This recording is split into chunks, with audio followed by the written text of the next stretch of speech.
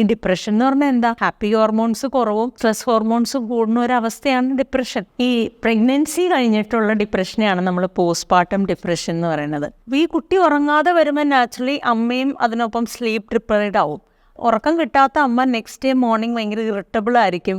ഇത് ചിലപ്പോൾ ഹസ്ബൻഡ് മിസ്ഇൻ്റർപ്രറ്റ് ചെയ്യാം. ഡെലിവറി കഴിഞ്ഞ സിറ്റുവേഷനിൽ ആങ്കർ ഔട്ട്ബേഴ്സ് അല്ലെങ്കിൽ കരച്ചിൽ ഇങ്ങനെയൊക്കെ ഉണ്ടെങ്കിൽ അത് നമ്മൾ മനസ്സിലാക്കണം. ഞാൻ doctor Smithi Sanal George, JMP medical സെൻ്ററിലെ ചീഫ് ഗൈനക്കോളജിസ്റ്റായിട്ട് വർക്ക് ചെയ്യുന്നു. കഴിഞ്ഞ 30 വർഷമായി ഗൈനക്കോളജിയിൽ പല ഹോസ്പിറ്റലിൽ വർക്ക് ചെയ്ത് ഏകദേശം 20,000 ഡെലിവറി എടുത്തിട്ടുള്ള ഒരു വ്യക്തിയാണ്.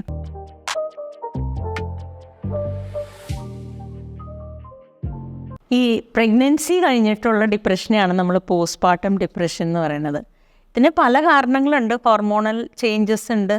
പക്ഷേ ഇതൊന്നും ഇല്ലാണ്ട് തന്നെ ഹോർമോണൽ ചേഞ്ചസ് ജസ്റ്റ് ഒരു ഫാക്ടർ മാത്രമാണ്. ഈ കുട്ടി ചിലപ്പോൾ രാത്രി ഫുൾ ടൈം ഉറങ്ങില്ലായിരിക്കും. അങ്ങനെ കുറേ കുട്ടികളുണ്ടാവും. അപ്പോൾ ഈ കുട്ടി ഉറങ്ങാതെ വരുമ്പോൾ നാച്ചുറലി അമ്മയും അതിനൊപ്പം സ്ലീപ്പ് ഡിപ്രൈവ്ഡ് ആവും.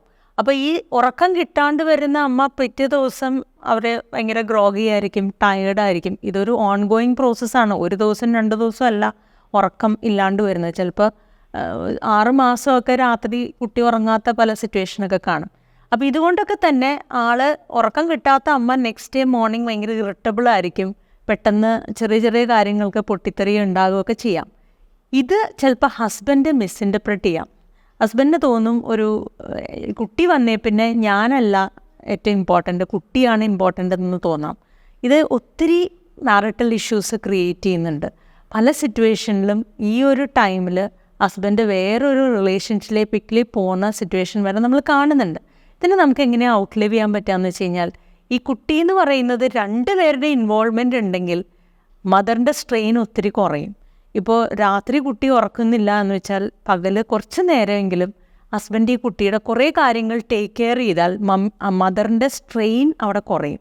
മദറിൻ്റെ സ്ട്രെയിൻ കുറയുകയെന്ന് മാത്രമല്ല, ഈ ഹസ്ബൻഡ് ആൻഡ് വൈഫിൻ്റെ ബോണ്ടിങ് കൂടുകയും ചെയ്യും. അപ്പോൾ അങ്ങനെയാണ് നമുക്ക് ഈ ആവശ്യമില്ലാത്ത wandering to other people avoid ചെയ്യാൻ പറ്റുള്ളൂ.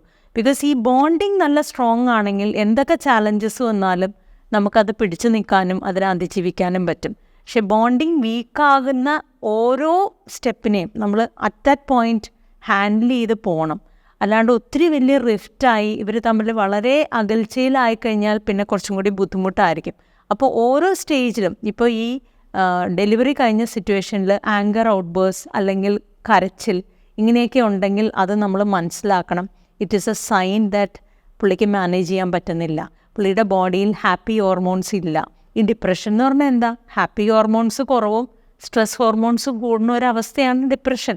അല്ലാണ്ട് അത് മാരകമായൊരു രോഗമൊന്നുമല്ല. ഈ ഡിപ്രഷൻ സൈക്കോളജിസ്റ്റിൻ്റെയും സൈക്കാട്രിസ്റ്റിൻ്റെയും ഭാഷയിൽ പറഞ്ഞ ഒരു കോമൺ കോൾഡ് അത്രേ ഉള്ളൂ. ആ കോമൺ കോൾഡ് വന്നാൽ നമ്മൾ എന്തോരം ഇമ്പോർട്ടൻസ് കൊടുക്കുന്നു.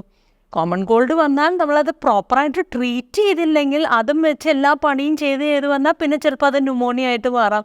ന്യൂമോണിയ വന്നിട്ട് പിന്നെയും അതിനെ കെയർ ചെയ്തില്ലേ പിന്നെ അത് ചിലപ്പോൾ മരണം വരെ സംഭവിക്കാം. അപ്പോൾ ഡിപ്രഷൻ അല്ല പ്രശ്നം. ഡിപ്രഷനെ എങ്ങനെ ഔട്ട്ലിവ് ചെയ്യുന്നു എന്നുള്ളതാണ് വളരെ ഇമ്പോർട്ടൻ്റ് ആയിട്ടുള്ള സംഗതി. പിന്നെ കേരളത്തിൽ ഏറ്റവും കുറവ് മാതൃമരണം സംഭവിക്കുന്ന ഒരു സ്റ്റേറ്റാണ് കേരളം. അതുകൊണ്ട് തന്നെ കേരളം ടോപ്പ് ലിസ്റ്റിലാണ്. വെച്ച് കഴിഞ്ഞാൽ ഓൾ ഇന്ത്യ സ്റ്റാറ്റിസ്റ്റിക്സ് നോക്കുകയാണെങ്കിൽ ഏകദേശം 1 ലക്ഷം കുഞ്ഞുങ്ങൾ ജനിക്കുമ്പോൾ ഓൾ ഇന്ത്യ തലത്തിൽ അറൗണ്ട് 100 മദേഴ്സ് മരിക്കുന്നുണ്ട് പല കാരണങ്ങൾ കൊണ്ട്. ബ്ലീഡിംഗ് ആണ് നമ്പർ 1 കോസ്. പക്ഷെ കേരളത്തിൽ അത് 20ആണ്.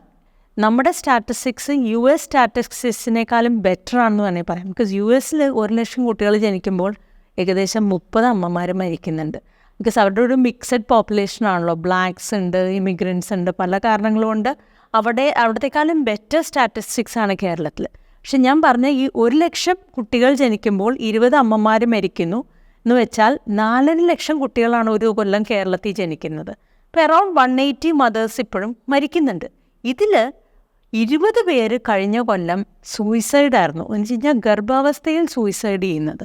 ഇത് വളരെ ഇമ്പോർട്ടൻ്റ് ആയിട്ടുള്ളൊരു ഫാക്ടറാണ്. അപ്പം നാച്ചുറലി സൂയിസൈഡ്സിന് പല റീസൺസ് ഉണ്ട്. ഡിപ്രഷൻ ഉണ്ടാകാം, പിന്നെ മാരിറ്റൽ ഡിസ്കോർഡ് ആയിരിക്കാം, അല്ലെങ്കിൽ ഹസ്ബൻഡിൻ്റെ ഫാമിലിയിൽ നിന്ന് കിട്ടുന്ന സപ്പോർട്ട് കുറവ്, അങ്ങനെ പല പല കാരണങ്ങളുണ്ട്. അപ്പോൾ ഇതൊക്കെ നമുക്ക് ഹാൻഡിൽ ചെയ്യാനായിട്ടുള്ള ഒരു പ്ലാറ്റ്ഫോം ഉണ്ടാവുകയും അതിനെ ഭംഗിയായിട്ട് ഹാൻഡിൽ ചെയ്താൽ നമുക്ക് ഈ സൂയിസൈഡ്സിനെയൊക്കെ പ്രിവെൻറ്റ് ചെയ്യാൻ പറ്റും.